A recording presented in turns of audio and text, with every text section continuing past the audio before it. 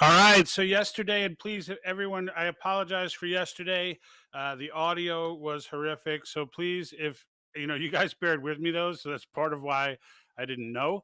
But if you hear my audio come through like that, this software that I'm using is website based, and I'm trying to get it over to OBS. So if you hear that kind of noisy, crazy type audio, please leave in the comments that there's noisy, crazy type audio because I couldn't even watch that whole thing. So the fact that we had about 10 or 12 people hang in there almost to the end was pretty crazy. So I do want to recap some of what went on yesterday, just because um, the audio was so brutal. And I also have brought up a teaser video. I have been saying that I'm putting together a video on the Great Reset, just like a produced video, music background, etc. And I am. So in the process, let me just turn this phone off here. Okay. So I am putting together a teaser video for the Great Reset. I mean, a full video for the Great Reset, but I decided to just give the teaser because this is going to be a thing with me. All right. So, like, things are starting to come together for me. So, if you've been following the channel for some time, and those of you who are new, you can always go back. A lot of our stuff that is on our YouTube channel has been brought over to either MeWe or Facebook, but certainly it all originated on YouTube, so you can definitely go there. A lot of it is on Rumble as well, but we have kind of, I don't know, we've gone through a path with this channel, and it's been a fun ride. But I've always been talking about stuff like this, and I've always been trying to tie the pieces together, and I never quite was able to do it. And like Jack and Jack may jump in at some time. I gave him a link, but but basically we decided we weren't going to talk about Illuminati. We decided we weren't going to talk about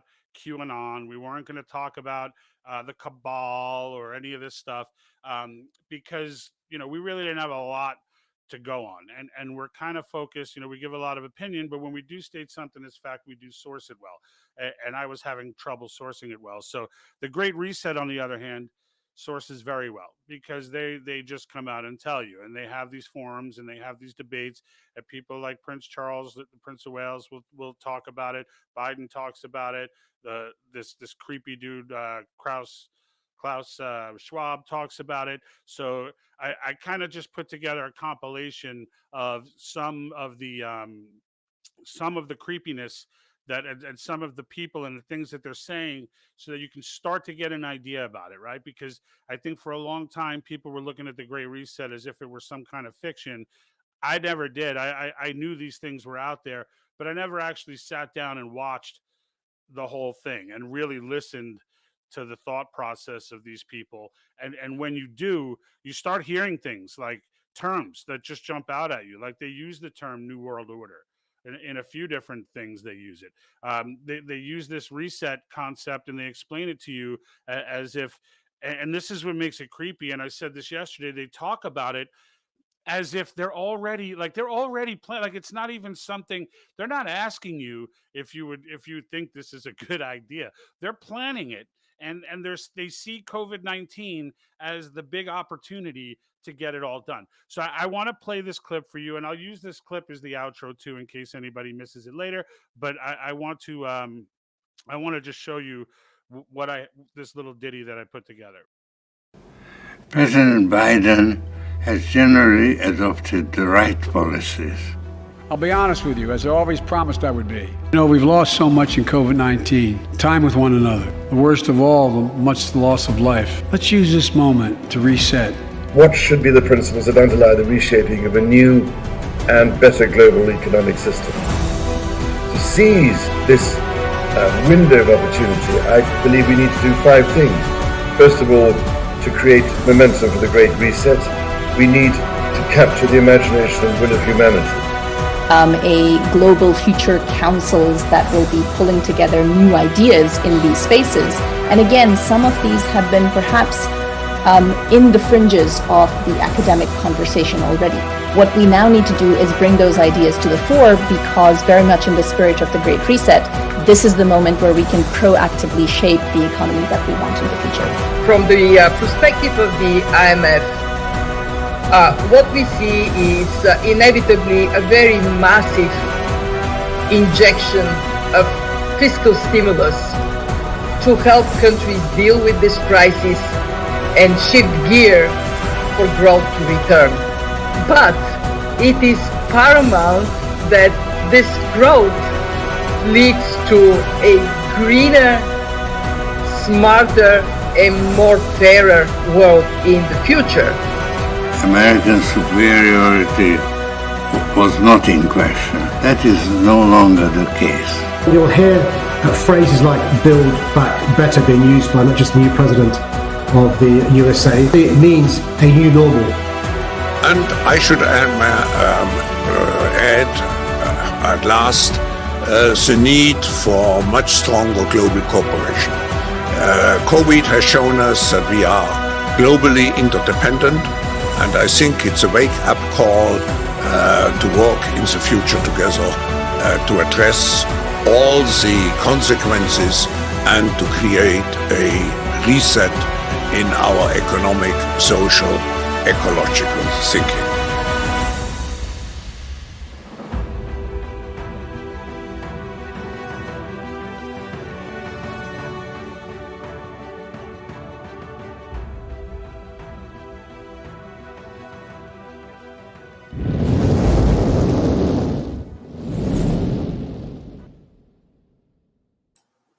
Okay, so I hope you enjoyed that little piece. I'm gonna put that out as its own video in a little while, probably right after this. But right now, I just want to kind of cover what was in there for a minute because I know at the end I'm like the only way to save it is Article 5. I do believe that, and I'll explain why as I did yesterday.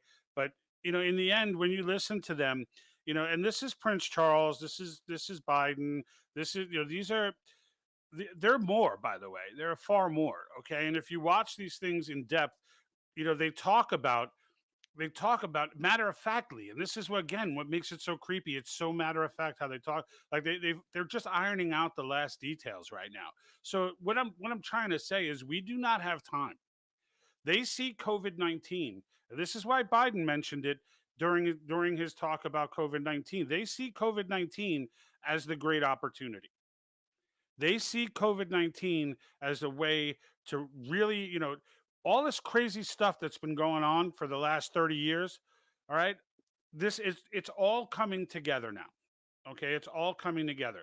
We talked about on this channel about Alexander Solzhenitsyn and who wrote the Gulag Archipelago and was a Russian defector, spent years in the gulags, and we've quoted him. Right, if you go to his warning, it's the speech is called "Warning to the West." You can't find it digitally. It's not. I had to buy the hard copy to read the whole speech.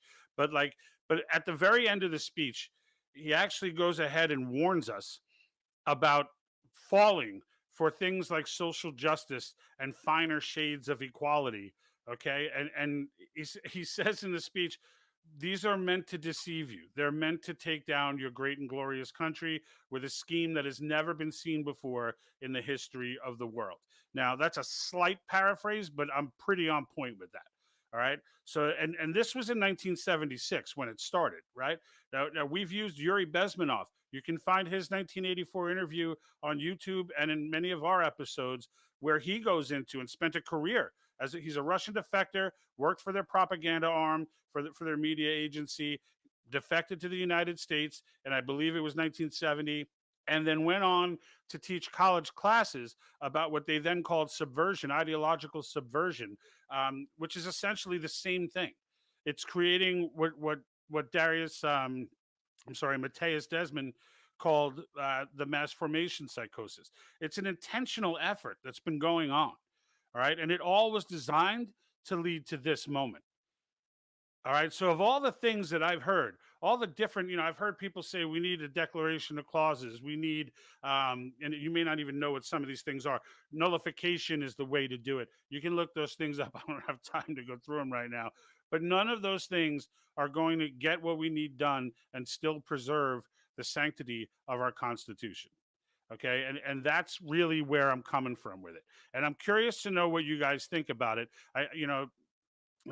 And please feel free to throw into the comments with feedback that you have, because the way I see it is that if Article 5 goes through, when Article 5 goes through, okay, and we get these amendments that we're looking for. Term limits are the least important in this sense, but they are important because the people that are really in on this thing are all the dinosaurs that have been the Pelosi's, the Schumers, those are the people who are really in it. And I wouldn't doubt McConnell and others, okay, and Mitt Romney and these clowns, okay. These are the people who really would buy into such a thing, all right. But the sociopathic mentality of these people is crazy. But if we get these amendments passed, fiscal restraints, for example, destroys the entire process. They cannot they cannot do what they want to do if the United States has to live within a balanced budget. They can't do it. They absolutely need our economy to print money off of, because the only place that quantitative easing will work is here. And even then, it will only work as long as the world sees our currency as the standard currency. So if that ever changes, then it doesn't even matter. Quantitative, you wake up one morning, there's an old photo, I forget, I think it was a small African country, I forget what it is. If someone knows, leave it in the comments, where they had a photo of a guy with a wheelbarrow full of money going to get a coffee or something, or going to get milk, and that was real, right? That was real. And the thing is, that's what happens when you overprint currency. Now, this was a small, minute, almost non-existent economy, to the scale of global, unlike the United States. But you ratchet that up and you look at how much more we're printing, right? How much more money the Fed is injecting into the system, and we see it all around us right now, right? We see it. But the fact is, it can sustain to some level. This is what they call new monetary theory, or modern monetary theory. It can sustain for a little while, longer than most places, again, because our currency is considered the world standard. So everybody else is worse, basically, is what they're saying. But if we got that under control with fiscal restraints, if we suddenly, just imagine this for a moment, okay? Imagine the government being forced to pay down the debt. Now, no elected official has ever even attempted to do this. All right. No elected, I don't care if it's Trump, I don't care who it is. We all touted Trump's great economy, but these great economies are talked about in terms that, frankly, to me, are not relevant. If the debt clock is still flying in one direction, then I don't care. Then you weren't an economic success to me. That's the way I see it, because that's all I care about, right? Yeah, it's nice that there are more jobs. It's nice. I mean, certainly that's a better scenario than, being millions of jobs underwater and things like that. But in the end, the economy's still headed to the cliff. It's still headed to the cliff. We're still getting closer to being that guy with the barrel of money trying to buy a gallon of milk. Okay. And everyone looks at it like that can't happen. It can happen. And it will happen if we don't get this right. And it's designed to happen, is what I'm trying to tell you with this Great Reset.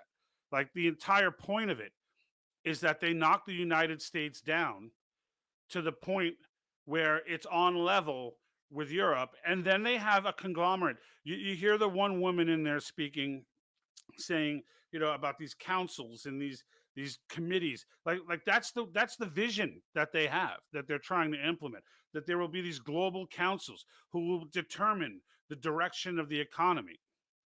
I mean, it's crazy talk. These people are sociopaths of the highest level. I have always felt that there was this element of where you get so rich, and Lord knows I can't talk from experience here, but it seems to be the case with all of them. You just get so wealthy that you lose your mind.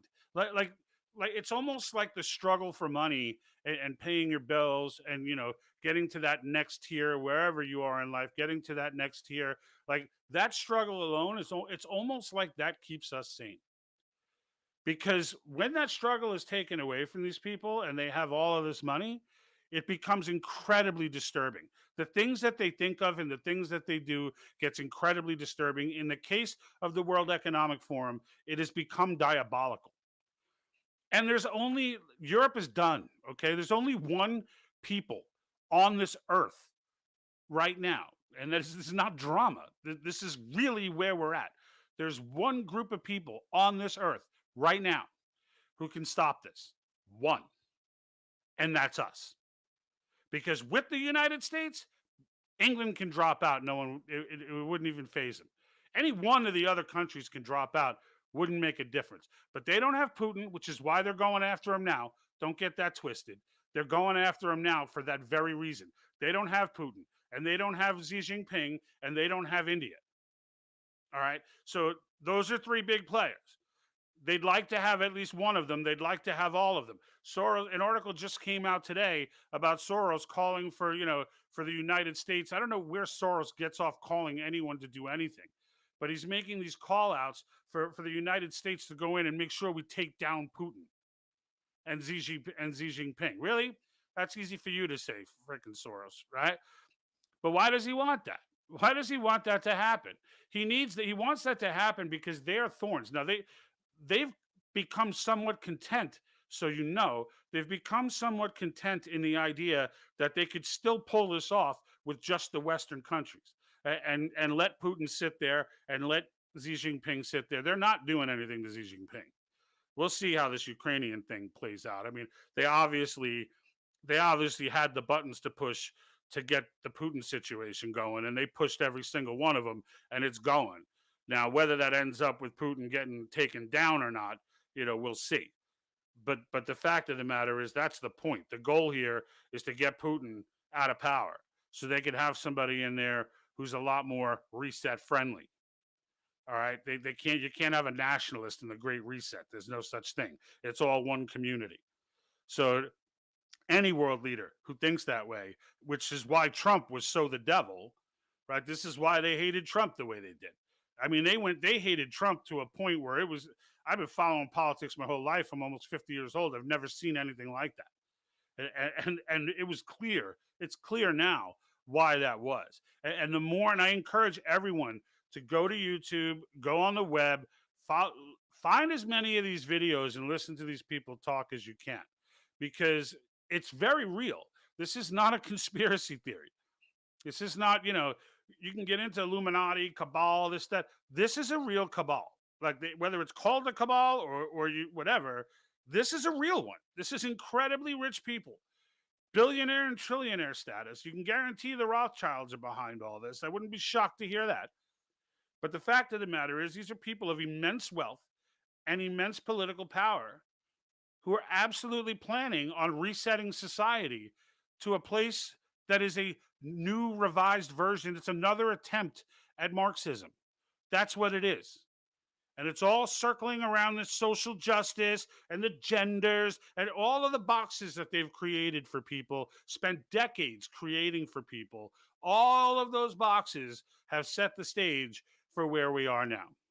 And if white people get a little riled up, all right, they'll shake that box a little and then maybe shake the black box and get them fighting. Or maybe they'll shake the Asian box and say, look at all the Asian hate. Or they'll shake, whatever, but the gay box or the transgender box. And just shake whichever one you need to shake to keep everybody pissed off at each other so that you can keep moving on with what you're doing, which is what they've been doing for the last 50 years while we all yelled at each other over Black Lives Matter and All Lives Matter. Like who started All Lives Matter? I know it was Marxists who started Black Lives Matter, but who started All Lives Matter? We don't know. No, that crap was just planted on the internet, knowing that it made sense, so people were going to jump on it. And as soon as we jumped on it, what happened? We took the bait, and now it started again. Right? And these are all tactics that have been going on for some 50 years. And it's time that we start seeing through all that crap and start looking at your neighbor and being like, dude, like, this is the real world. Like, this is what's going on right now. The world I walk around and see, that's the world that's going on right now. And none of this crap is going on in that world. None of it. None of this CRT stuff, none of this garbage, none of it. And to bring it back to a point about the Great Reset related to Article 5, the fact is the Overreach Amendment, just imagine a world where the Department of Education is just destroyed. There's no more Department of Education. All these regulatory agencies just crumble to the ground. Forget all the money that gets saved. But just the Department of Education alone puts a straight end to CRT. They've been bribing states forever. And I listen to these debates for Article 5. I listen to them and I see that the state legislators know that they're guilty of this. And they're remorseful. Like they realize that like they've been caught in this pattern. Many of them came to office when this was just the way things were and just went along with it. But all the money that gets rained down from the federal government, all with strings attached, right? Teach this curriculum and you'll get an extra, $12 million towards your education budget. Okay, we'll teach the curriculum. Now they're starting to see what the curriculum is and they're like, well, wait a minute. What the hell? But this dismantles all of that. This dismantles that entire infrastructure. Education goes back to the communities. They can't exist in that type of environment. In a post Article 5 world, they cannot exist. And the thing about Article 5, so we're about to get 19. I hate to jinx it, but I'm extremely confident with South Carolina. It passed the House, passed the Senate. They've got to deal with an amendment that the Senate made to the House bill, but I can't imagine they're not going to work that out. They all believe in it in premise. So, and if somebody knows what that amendment was, can you please put it in the comments, because I can't find it. And there's 3 different 2-3 hour long debates going on, and I sifting through them all. Usually Rita Peters just tells me this stuff, but she didn't comment on it, so I'm not really sure what the amendment was. But there was one amendment that's holding it up. They should be number 19 soon. And all things being equal, like Mark Meckler is optimistic we'll get about 22 this year. We should have 25, 26, 27 this year. Really, we should look. If we got pissed off enough, we'd have 34 this year. Like if every state, there are 20 states on the ballot right now. All right. That's enough not only to freaking to call the convention, that's enough to ratify. Like this could be done in a year if the American people were pissed off enough. And I feel like everyone is pissed off, but they don't know what to do. And they don't know what actionable thing they can do. They don't know, all right, I'm angry. I see what's going on. It's a mess. I know it's all wrong. I'm tired of saying, and I did a video on this. My intro video to the site is this on both the Facebook page and on our YouTube channel and on MeWe, as a matter of fact, is about this, is that in your heart something isn't right. And I think everybody's in that place where we know in our heart something isn't right. Free will burning, 10th Amendment, absolutely. The 10th Amendment is what we're trying to get implemented here, right? We're trying to get that 10th Amendment implemented because the Supreme Court, in their infinite wisdom, have been amending, quote unquote, the Constitution for centuries, with bad decisions and just, and we've just been sitting here taking it. And it's like, how much of it do you take? How much of it do you take? Right? We just talked about the Department of Education. Nowhere in the 10th Amendment, by the way, for those that aren't familiar with it, I'm sitting here talking about like everybody got it wrapped up, and our crowd probably does. But the 10th Amendment, the big part of it is powers that are not granted explicitly to the federal government belong to the states or the people. Okay, and nowhere is it granted that the federal government has jurisdiction over education. Now, they're not violating the Constitution technically because they're not controlling education. They're not forcing the states. And this is where it gets hairy. And this is where it needs to get reined in with amendments, because technically they're not violating the Constitution. What they're doing is saying, yeah, we don't have control, but we're going to suggest that you do X, Y, and Z. It's just suggesting, we're not forcing you to. But if you do it, well, we'll give you this much of the people's money. And the state legislators go, wow, that's a lot of money. And then the next thing you know, they're doing it. And then another thing comes up. And then they offer more money. And the states go, oh, wow, really? Okay, that's a lot of money. Let's do it. And then another thing and another thing. And before you know it, the states at any time can say, this is our power. You're out. But the feds then just go, well, what about all the money we're giving you? Oh, yeah. And then they all panic and then they all give in. And it's interesting if you watch these debates from the state legislators. I'm telling you, state legislators are a different animal than federal politicians altogether. They are a totally different animal than what's going on the federal side. These people are local. When you hear these people talking on the floor, you hear them discussing constituents that they're speaking to personally, letters that they're reading personally. Like someone stopped by my office and said, like you hear those type of things, right? And it's a totally different vibe than you see when you watch Congress. When you watch Congress get together, these people are in elite mode. These people, they haven't talked to a damn constituent that didn't have something to benefit them, right? They haven't talked to a constituent just for the sake of talking to a constituent in decades, some of them, right? They're above all that. That's not the situation with state legislators. These guys are the real deal. And you listen to them talking, and they're admitting their guilt. They're admitting it. And in some of these states where they're passing Article 5, during those debates, there are more than one state representative that has gotten up, whether it's House, Senate, or in the case of Nebraska, just the chamber or whatever. These guys are getting up and they're saying our spending's out of control and we're a part of that problem. So, like, we need to clean up our house. And then when we clean up our house, we're going to clean this house. And we're going to do it all in one shot through Article 5. And many of them, for years, they've been trying to get this passed. And many of these people are also stepping up saying, I was not for this in the beginning. But then I read about it. I was afraid. I was afraid of a runaway convention. Truth be told, so was I. When I first looked into this and I heard that, right? Because if you Google it, that's what you see. Google's all over the runaway convention. All you see are articles on runaway convention if you ask any kind of serious question about the Convention of States. But then when you get past those articles and you start to read more and you start to learn more, you start to realize the historical precedent. You start to realize, you read things like Madison's Notes, Federalist Papers 40, you read those things and you realize they're all wrong. These people are all wrong. There is nothing to be afraid of. So much so that it's at the point of common sense. But now these legislators are starting to admit it. And they're coming out and saying, I was against this, but I've read up on it. I've studied it. I got really deep with it. And I'm not against it anymore. I understand now. And they do. They're starting to understand. It's a shame that Kansas, we couldn't get the super majority in Kansas. Like, the majority understood, but we need a super majority to understand.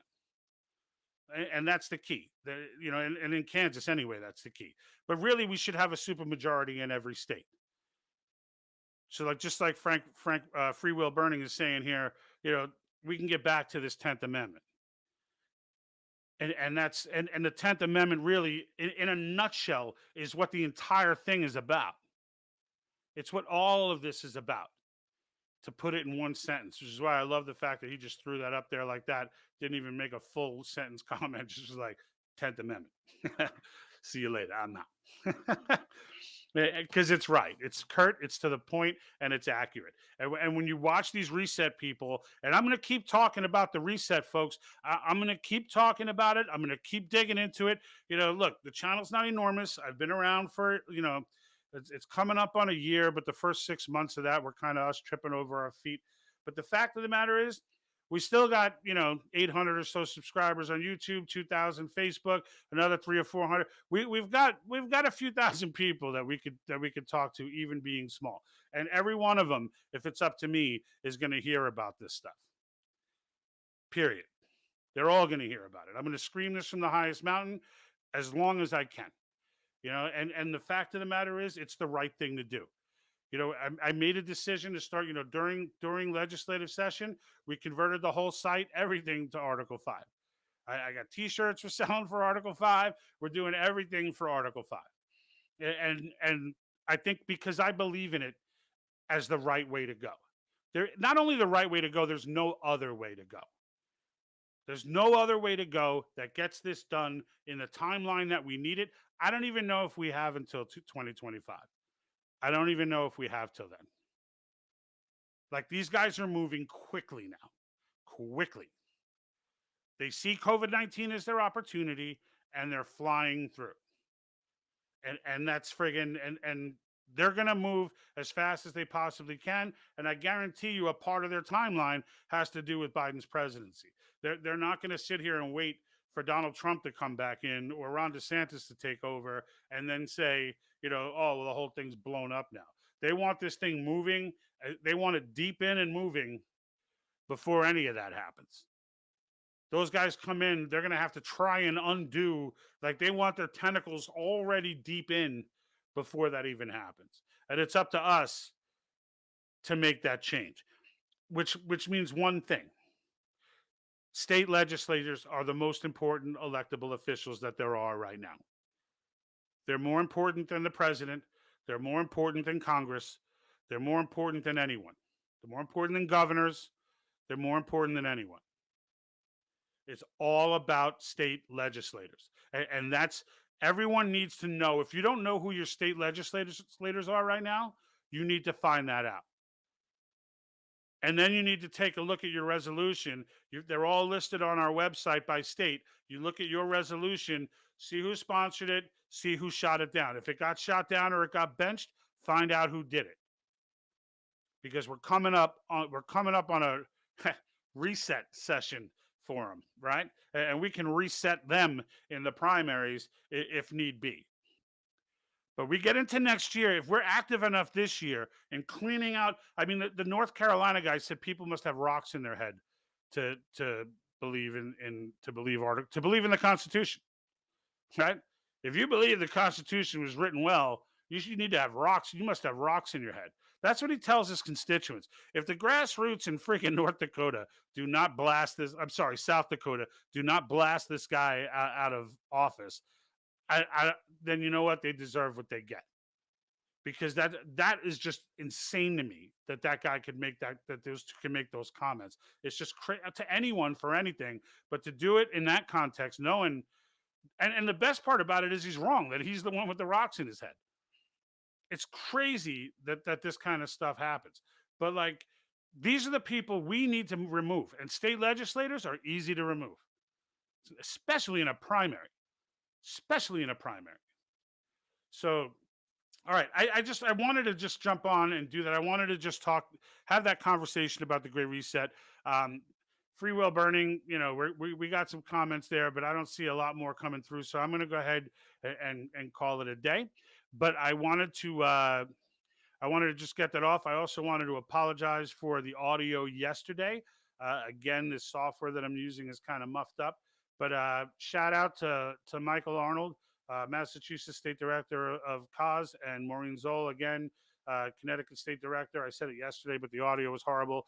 They corrected me the other day.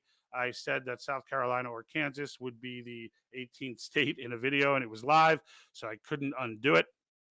But, the fact of the matter is it's done. But they were there right on top of it to make sure that that they got me on the YouTube channel and corrected me. So thank you for that, guys. Thank you, all grassroots people. Free Will Burning says this is great for sharing. Yeah, absolutely. Free will, share. Like, that's the thing, right? And I can tell you, Facebook is not overly fond of my messaging. That I can tell you. So I'm not an expert in following analytics, but I know enough to know when the content is not horrific and it's not getting distributed, and the same content got distributed, 3 months ago. As we pick up steam, they're starting to notice a little bit. It seems clear to me that that's the case. YouTube's always been that way. YouTube's always been a fight, but on Facebook, it used to be pretty freewheeling until recently. So, now anyone who can share, it is definitely appreciated, because yeah, LinkedIn, the problem with LinkedIn for me is that I got a career going on in a company that's fairly woke, and it's not, even though all of my clientele are business owners and they're all not woke, but the reality is, I got to keep face for the company. So I don't want to go on. I don't want to do LinkedIn in that way. But in the end, Facebook, even with their restrictions, are still a better way to reach more people. And that's the main reason we're on these platforms. So like if it were, and I can just go live on a whim, right? Like I don't have to, like I'd be on Rumble right now too, if they weren't charging you to stream live, but they do charge. And I'm already spending a few $100s a month to keep this channel going. And we're not making anything. So this is all expense, right? So we're truly, we're not even a nonprofit. We're a pro expense. But in the end, yeah, you got nothing to lose. Yeah, that's right.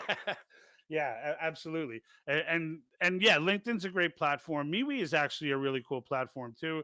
We're not on Twitter. I started an account there, but I never get on it because I just absolutely despise Twitter, and I don't really care if I could get more views by going to Twitter. I have no interest in contributing to that hot mess of a social network that I feel like is the devil of all that is good. So we stay off of Twitter. I might go to Twitch. If you guys know much about Twitch, my daughter was just telling me about it. For the live episodes, we may broadcast on Twitch as well. I don't know enough about Twitch to really decide whether to do that or not, but I'd like to hear feedback on that though. If anybody is familiar with Twitch, if you like it, you don't like it, if you think there's a platform there worth streaming to, we may do that. But other than that, I think for now, right now, we're comfortable where we are. It's enough work for me as it is, to be honest, to just, right now I tried something new today, and I sent a link, a live stream link from our website to MeWe, because MeWe was kind of getting cut out of our live streams, and they're so anti-YouTube. They're so anti-YouTube that I don't know if they even, but like they might have gotten there and then been like, oh no, it's on YouTube, and just clicked off. People literally comment on videos on MeWe like, well, you know what? I'd love to engage in a conversation with you, but it's on YouTube, so can't do it. I'm like, okay. But, it is what it is. But anyway, I appreciate everybody who's on. I appreciate the feedback from Free Will Burning. Any comments from you guys are always welcome. Feel free to reach out to us at any time. I'm happy to answer questions. If you're dealing with one of these runaway dingbats who are hitting you with stuff and you're not sure how to respond, just hit us up. I'd be more than happy to give you some material or give you some ammunition to go tear them down. Because it's really easy. I've been making a hobby out of it lately. It's kind of fun, actually. And because the argument's so bad, right? How many times do you get to beat up the same argument over and over and over again? It's like, I can't even imagine what Mark Meckler goes through and the rest of those guys as they go to all of these hearings and have to repeat the same thing over and over and hear the same crazy argument over and over. It's like, it's nuts. But, hey, that's dedication, right? So he's made this thing, he's driven this ship for a long time, and he really has forgotten more history than I think I know. But, and Rita Peters, too, is great with the legislative process. I always wait for her little recaps afterwards so I can get the nuances. Like, Nebraska was confusing me because I didn't understand there was only one chamber and things like that. How many readings need to get done in each state? Like, she gives you all those nuts and bolts. It's great. So that's awesome. But anyway, I'm going to go ahead and cut it out from now. I hope you enjoyed the teaser video. I'm going to go ahead and release that by itself, just as a separate Article 5 video. And then I'm going to add another half to it. I'm looking to add another half to it. We'll see how the creative process goes. But I thought that it was good enough at that point to at least put out and help to get the point across as to, when I sit here and say Prince Charles is talking about this and Biden's talking about this, it doesn't hit home. When you hear them talking about it, it hits home, right? And you hear Soros talking about it, it hits home. So that was the reason why I put that together, and also to make sure that everybody understands that Article 5 is the only way to stop it. All right. So thanks for watching. Till next time, adios. Like that.